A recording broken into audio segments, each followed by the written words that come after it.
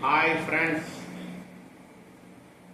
నేను ఇప్పుడు చిన్నపిల్లలకి పెద్దవాళ్ళకి సంబంధించిన ఒక చిన్న మూఢనమ్మకాల కోసం ఒక కథ చెప్తాను.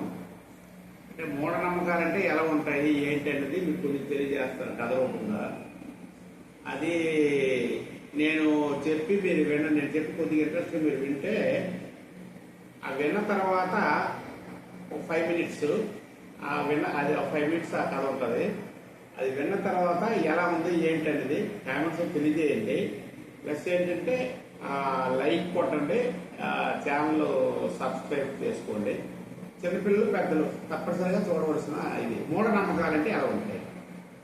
స్టార్ట్ చేస్తున్నాను, శ్రద్ధగా వినండి. అనగనగా ఒక ఊరిలో ఒక భార్యాభర్తలు నివసించేవారు.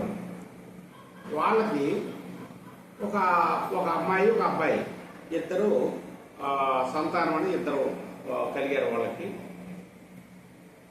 వాళ్ళకి ఇంచుమించు దగ్గర రమారవి ఏజ్ ఒక 6 or 7 years అంటే తెలిసిన అవగాహన ఉండే ఏజ్ ఉంటుంది వాళ్ళకి. ఈ తల్లిదండ్రులది, ఈ పిల్లలు ఉన్నారు కదా, ఈ తల్లిదండ్రులది వాళ్ళ పురాతనం నుండి వాళ్ళ నాన్నగారు, వాళ్ళ తాతగారు, వాళ్ళ ఇంకా ముత్తాతగారు పురాతనం నుండి వస్తుంది ఆచారం. ఏంటి ఆచారము? ప్రతి సంవత్సరము వీళ్ళు ఒక వ్రతం అనేది ఆచరించాలి. ఒక నెలలో ఏదో ఒక నెలలో పెట్టుకున్నారు. ఆ వ్రతం ఆ నెలలో కంపల్సరీగా వాళ్ళు ఆచరించారు. మనం ప్రతి సంవత్సరం పండుగ చేసుకుంటాం, లేదా కొత్త మాసం చేసుకుంటాం, లేదా ఒక వినాయక చవితి, అలాగా ఒక పండుగ లాగా ప్రతి సంవత్సరం ఆచరణ. అది తరతరాలు బట్టి వస్తుంది. వీళ్ళు ఆపడానికి లేదు, వీళ్ళు కూడా చెయ్యాలి. అయితే వీళ్ళకి 2 పిల్లలు ఉన్నారు. ఈ వ్రత సామాన్లు అనేది తెచ్చుకుని అంతా సామాగ్రి అంతా జతపెట్టిన తర్వాత పంతులు గారికి కౌరు పెట్టినారు. పంతులు గారు ముహూర్తానికి వచ్చారన్నమాట. వచ్చి పంతులు గారు కూర్చున్నారు. అన్నీ రెడీగా ఉన్నాయా అని చెప్పారు. చెప్తే అన్నీ రెడీగా ఉన్నాయి బాబు, అన్నీ కరెక్ట్గా పెట్టాము సార్, మీకు మీలేనండి సార్, మా టైం మొత్తం మీ టైం స్టార్ట్ చేయాలి పూజ చెప్పాను. చెప్తే హాల్లో ఆ పూజ పెట్టారు. పూజ పెట్టిన తర్వాత ఏమైందంటే ఈ పంతులు గారు అలా కూర్చున్నారు. జస్ట్ కూర్చొని ఈ పిల్లలు అలా చూస్తున్నారు. ఈ బాబు ఒక పాప ఉన్నారు కదా, వాళ్ళిద్దరూ ఈ పూజ అంతా చూస్తున్నారు. కూర్చోమన్నారు వాళ్ళని, శ్రద్ధగా చూస్తున్నారు, వింటుంటే ఏమైంది, వాళ్ళకి ఒక పెంపుడు పిల్లి అనేది ఉంది. వాళ్ళ ఇంట్లో పెంచుకుంటారు పెంపుడు పిల్లి.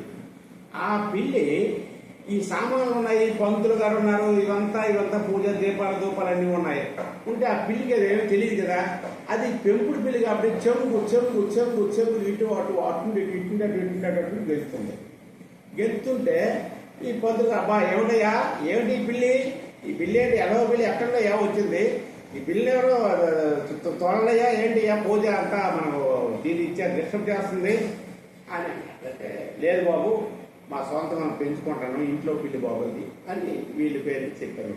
ఇంట్లో పిల్లి అయినా ఏంటయ్యా, ఈ సామాన్య మీద దూకేస్తుంది, దీపం ఆగిపోతుంది, అందులోకి ఏం చేస్తుంది కంటే తప్పు అలా ఉండకూడదు, వాళ్ళ పూర్తి జరిగిందని డిస్టర్బ్ జరగకూడదు, కాన్సన్ట్రేషన్ ఉండదు. మరి మీకు ఈ పిల్లి ఏదో చేయండి అని చెప్పి ఏం చేద్దాము అని ఉపాయం చూసేసరికి ఒక కోడి మూసిన బొట్ట ఒకటి ఉంటుంది. మాని అంటారు, పూర్వం మాని అనేవాళ్ళు బొట్ట అంటారు, ఒక బొట్ట కానీ మాని కానీ అలాంటి చూశారు. తక్కువని దీనికి ఈ పూజ ఒక 1 hour ఒక అరగంట గంట టైం పడుతుంది కదా.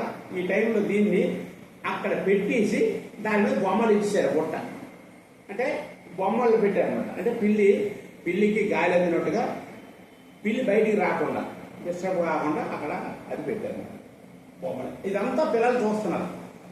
పిల్లలకి ఏంటంటే తెలిసి ఒక జస్ట్ ఏదో అవగాహన, పిల్లి ఉంది, ఆ బొట్ట పెట్టారు పిల్ల, అలా చేశారు. పంతులు గారు మంత్రాలు చేశారు, వెళ్ళిపోయారు. అతను పూజ కట్టడం పట్టుకెళ్ళిపోయారు. అంత పూజ క్లోజ్ చేశారు, ఏదో అయిపోయింది.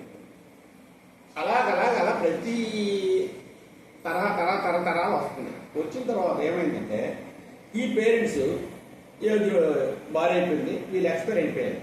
అప్పుడు వీళ్ళు పెద్దలు అయ్యారు. ఆడపిల్లలు అంటే ఇంకో ఇంటికి వెళ్ళిపోద్ది. అబ్బాయి ఉన్నాడు. ఈ బాబు ఈ ప్రయోజకుడు అయ్యాడు. ఈయనకి ఒక ఫ్యామిలీ ఉంటుంది కదా, ఈయన కూడా ఆ పూజ చేయాలి. పూజ పూజకి పంతులు గారిని చెప్పారనమాట. ఎవరో ఇంకో వేరే పంతులు గారు సామాగ్రి అంతా రెడీ చేశారు. పంతులు గారు వచ్చారు, కూర్చున్నారు. అయ్యా అంతా రెడీగానా? రెడీ బాబు. ఓకే, మటన్ వేసాడు, వేడ వేయమన్నాడు, కూర్చున్నాడు. మంత్రాలు స్టార్ట్ చేస్తున్నాడు. స్టార్ట్ చేసి అవుతుంది టక్మని బాబు ఆపండి బాబు అన్నాడు అబ్బాయి. ఏంటయ్యా మధ్యలో ఏం ఆపమంటున్నావు అన్నాడు.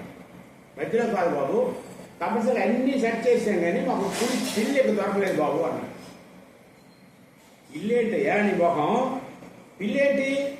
పిల్లేంటయ్యా? పూజ లేదు పిల్లేంటయ్యా? పిల్లి గారు అది ఉండకూడదయ్యా, ఇవన్నీ ఉన్నాయి సామాన్లు, పిల్లి ఎందుకు ఉండాలి? లేదు బాబు.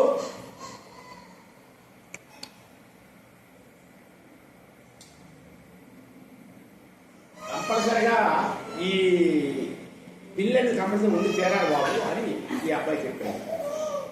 చెప్పిన తర్వాత ఏంటిది ఇతను పిల్లి అంటాడేంటి? పంతులు అంత ఆశ్చర్యం కలిగింది. పిల్లి అంటే బాబు లేదు బాబు, మా ఆచారం పూర్వం నుండి వస్తుంది, మా తాతల తరపులను బట్టి మా నాన్నగారు కూడా చేశారు, పిల్లి కంపల్సరీ కూడా ఉండాలి. పంతులు ఏం పోయింది, ఆయన కట్టం ఆయన పోద్ది, ఈ పూజ క్యాన్సిల్ అయిపోతే ఆయన కట్టం ఉండదు. అది ఏం చేయాలి? పిల్లిని ఎక్కడో పట్టి చేస్తాను బాబు, ఒకసారి వెయిట్ చేయండి, తెచ్చి సరే నీ ఇష్టం అయ్యా అన్నాడు పంతులు. అప్పుడేమో పిల్లిని ఎక్కడో పట్టి తెచ్చి వెదికి పెట్టి తెచ్చి ఎక్కడో వేరే పిల్లిని తెచ్చి ఆ పిల్లి ఏమో మళ్ళీ ఆ బొట్ట పెట్టి ఆ బొట్ట దగ్గర బొమ్మిస్తాడు. ఏంటి ఈ ఆచారం? లేదు బాబు మాకు ఆచారం వస్తుంది, మీ పని మీరు కాదు బాబు అన్నాడు. మంత్రాలు చదివేశారు. మంత్రాలు చదివేసి పంతులు వెళ్ళిపోయారు. వెళ్ళిపోయిన తర్వాత ఈ బొట్ట ఎత్తేసి ఈ పిల్లి విడిచిపెట్టారు. అంటే ఇక్కడ ఇలాగా అంటే వాళ్ళు ఏదో చేశారు మనం చేస్తాం, వీళ్ళు చేశారు మనం చేస్తాం, వాళ్ళు చేస్తున్నారు మనం చెయ్యాలి, మా తాత చేశాడు మనం చెయ్యాలి. కానీ తాత ఎందుకు చేశాడు, మా నాన్నగారు ఎందుకు చేశారు, ఏంటి అక్కడ కారణం, ఎందుకు చేశాడు, ఎందుకు పిల్లిని బొట్టు పెట్టి అంత అవగాహన లేదు అప్పుడు వాళ్ళకి. లేదంటే పిల్లి పూజలు ఉండాలి కావాలని అనుకున్నారు వీళ్ళు. యాక్చువల్గా ఏంటంటే పిల్లి అక్కడ అవసరం లేదు, కానీ చూసి ఈ పిల్లలు అలాగా తరతరాలు అలాగే మనం ఏంటంటే కొన్ని ఏమంటే సాంప్రదాయాలు లేనివి ఉన్నవి కూడా మనం ఇంకొక విధంగా మీరు అనుకోకండి, మీకు ఎవరికి నేను కించపరచడం కానీ లేదు. అంటే కొందరు ఎలాంటివి ఏమైనా ఉంటే మార్చుకోండి. అంటే నేను నాకు తెలిసిన వ్యక్తిని కాదు, ఏదో నాకు సరదాగా ఇలాంటివి ఏదో కొన్ని పూర్వం నేను పెద్దలు చెప్తే నేను విన్నవేని ఇవన్నీ నాకు కూడా నా మైండ్లో వచ్చినవి కావు.